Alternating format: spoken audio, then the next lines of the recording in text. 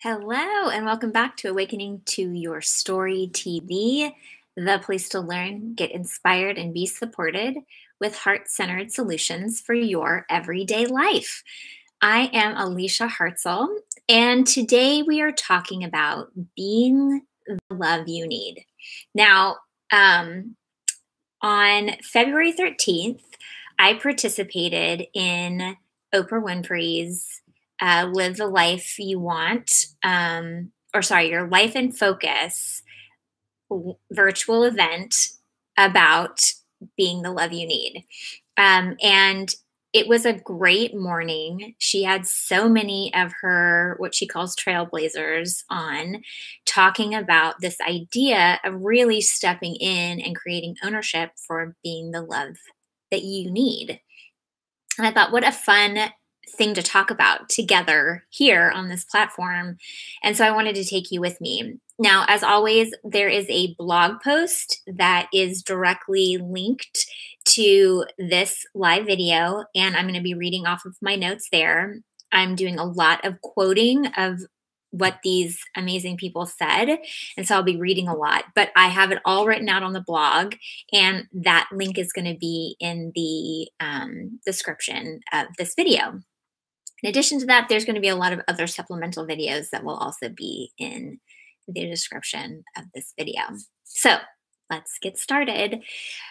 My two favorite people from this entire event were Dr. Chavali and Jennifer Garner. And so I'm focusing on what they said along with what Oprah said, because I just kept thinking about it over and over again. It resonated so much with me and what I do and what I teach. And I was like, I think I'm going to start with those two people, those three people actually, and kind of focus everything around them. So we started off talking about worthiness, and it's something that Oprah talks about a lot. It's something that I fully believe in. It's something that on this platform, I talk to people in the comments about all the time. I think worthiness is something that so often we don't pay attention to. We don't really understand what that means to us. And so it was a great place for her to start. So she started by saying, realizing you are worthy of putting yourself back on your own list is a profound expression of being the love you need. And then she went in to talk about an episode of her TV show where someone was talking about putting themselves back on the list, and the entire audience just gasped because we're so, especially women, we are so trained to think that we have to give all of ourselves until we are an empty vessel, and then we have to give, 75% beyond that. And it's really not beneficial to anyone involved if we're working from that mentality. So when she talks about putting yourself back on your list, it's really a profound shift. Because if you feel like you're worth being taken care of, if you feel like you're worth putting yourself back on the top of your list to make sure you're okay first, just think about the capacity of heart, the capacity of time, the capacity of space that's going to expand from that point of view, right? One of my amazing dear friends has a toddler, and life was getting a little bit hectic, and she was feeling worn down. And she slowly started to return back to herself by going and getting acupuncture, going out and making sure she was moving and walking every day. She started drinking green juice a day. She just started to make sure that she was on her list, that she felt worthy enough to put herself back on her list. And it was a game changer. And it was something that made her a better mom, a better wife, a better partner, a better version of herself. Now, Oprah went even deeper into this worthiness kind of aspect when she said, real love, the truest and purest, starts within you. So taking action for making sure that you are the love that you need, right? Now, putting yourself back on the list, huge step, baby step, but profound step, right? Now, one of the other things that I really loved that Oprah said is, it is the work of your life to heal yourself enough to give yourself the love that you need, right? So, everything that we do here on the Awakening to Your Story platform is really about coming home to yourself. It's really about utilizing the things that happen in your everyday life that feel off and processing them through your heart so that it helps your life feel better. It helps you come back to your essential truth. It helps you navigate that river of life in a way that gives you your power back. And I fully believe that that is one of the biggest things that we're here to do. We're here to heal and process and evolve and play this game of life and do it to a place where we are solid enough within ourselves that we can give ourselves the love that we need, right? Now, she's also said that creating a stronger, healthier, more connected life begins with becoming your own best friend. And I thought that was a very interesting way of approaching it because I've been on this journey for myself for over 20 years where it was my first priority, my heart, my story, figuring out my limiting beliefs and creating something that was different than just what I had seen and had processed in my childhood. That was not easy. And it's been such a fun adventure. And I am my own best friend. When I feel worried, when I feel things coming up, I turn inside to my own heart, my own alignment, my own truth first. And I was like, oh, I really like that idea of that. Are you really your own best friend? And she gave 4 questions to kind of add as a checklist. And they are you able to bring yourself joy? Can you be your own solace? And I actually looked up solace because I was like, I feel like I know what solace is, but it is comfort and consolation in a time of distress or sadness. So it's really, solace really is confined to that challenging time. Can you offer yourself comfort rather than criticism? And can you treat yourself with reverence and compassion? And I thought those were really interesting questions. And then I added 4 of my own. And these are my 4. Are you listening with curiosity to that inner voice, or do you shut it down or push beyond it? That's one that I use all the time as a checkpoint for myself. Does the voice in your head feel like an enemy or like the friend that wants the best for you? That's a kicker, right? Does your heart feel full or does it feel like it's running on empty? Are you checking in with yourself every day to make sure you have what you need to be emotionally, mentally, physically okay, or even better than okay, right? So if you can do those things, if you can check on those 8 things, you really come to an understanding with where you are with that relationship you have with yourself. Are you being your own best friend? The way you are with your best friend, are you doing that for you? Right? And that act of kindness, that act of friendship for your own being, that is being the love that you need. And it is profound, right? So I thought that was amazing. And actually, one of the supplemental videos that I'm putting in and that you can also find on the blog is about self-care and self-love from a mental, physical, emotional standpoint. The video really helps you kind of step into double checking to make sure that you're checking off all those places for yourself. Okay, the next person, or the first guest, the next person we're going to talk about is Jennifer Garner. She was on, I mean, if you follow her on social media, she's as cute as can be expected. She's like a little button, like a ray of sunshine, very playful and sweet. And I think that her words of wisdom really reflect who she is, which I absolutely adore. Her words of wisdom were about taking guilt out of the equation. And I am always an advocate for that. I really feel like on that process of healing, on that process of healing within yourself so that you can be the love that you need, if you can switch guilt for curiosity, you're going to like win every time. So anytime you start to feel a little bit guilty, if you changed that guilt out for curiosity, it's going to be a game changer for you. Oh, Lynette, hi. Oh my gosh, I'm so glad that you're here today. I know I missed having you last week.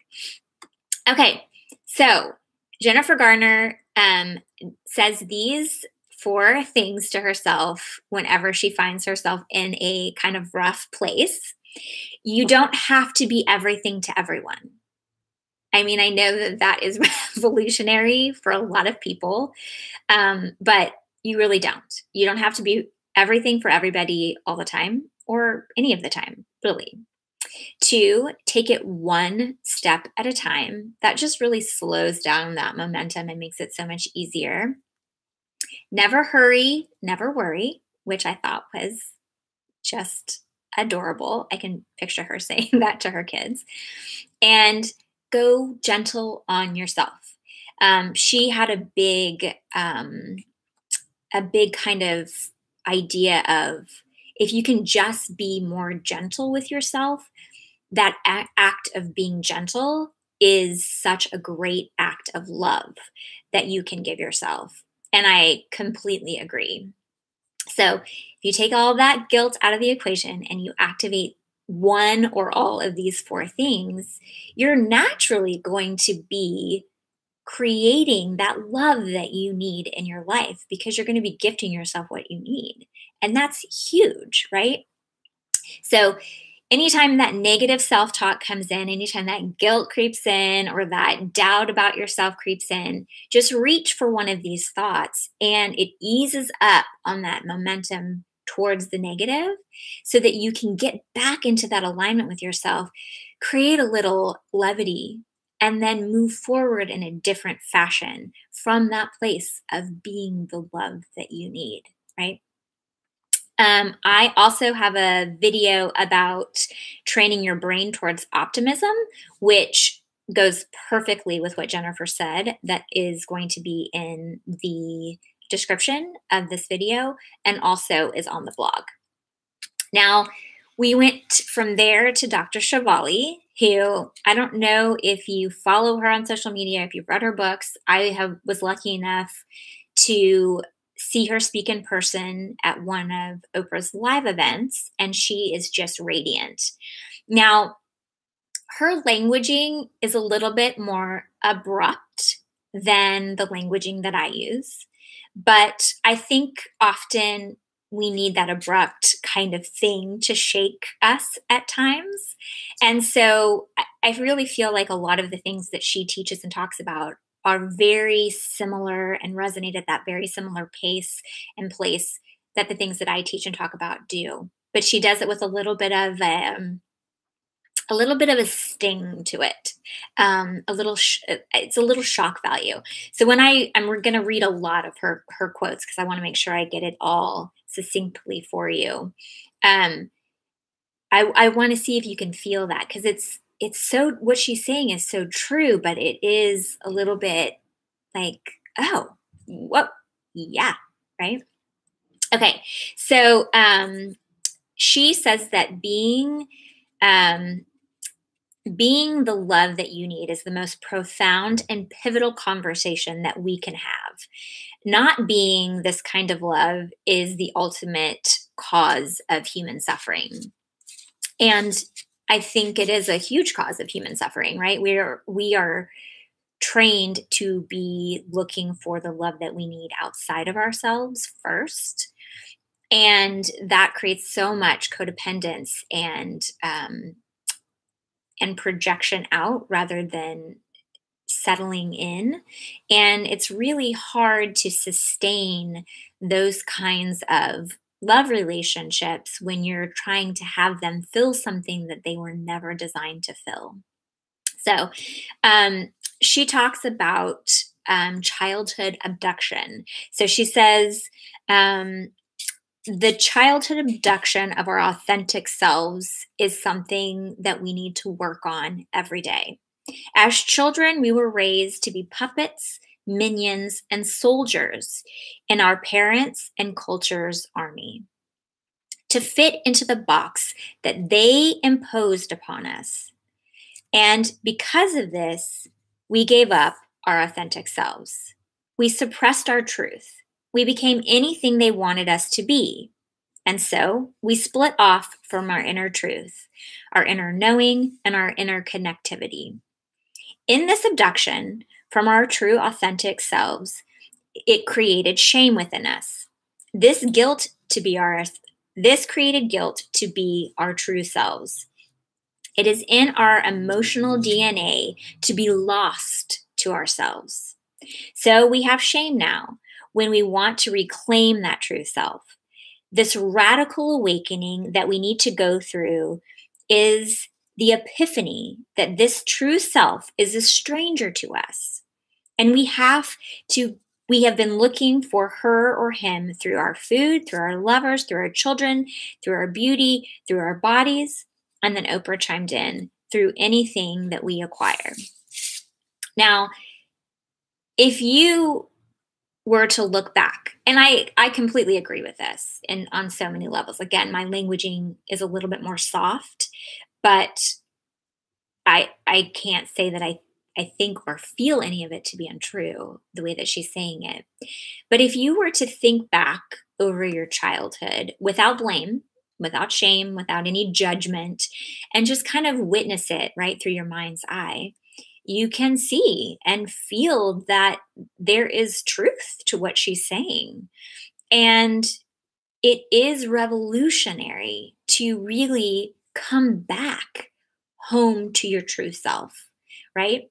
That same thing that Oprah talked about healing and healing yourself enough to be the love that you need. And that really is what we are here to experience. That's the beauty of what we're here to do.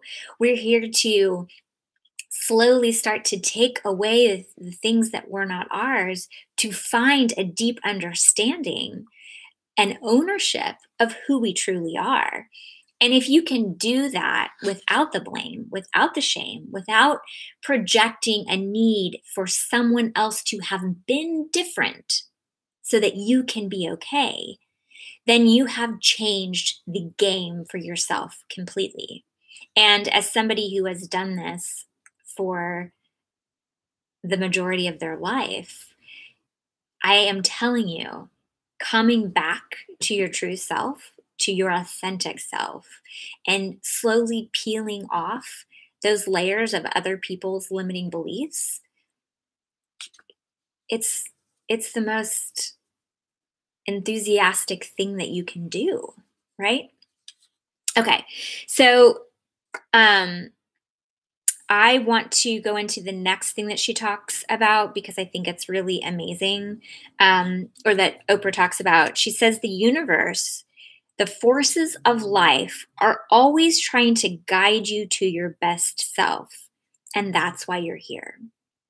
And I'm sure that for every limiting belief that you can think about, that you can start to pull off, there is actually a moment in time where you can feel the universe and the forces of life reaching up to help you.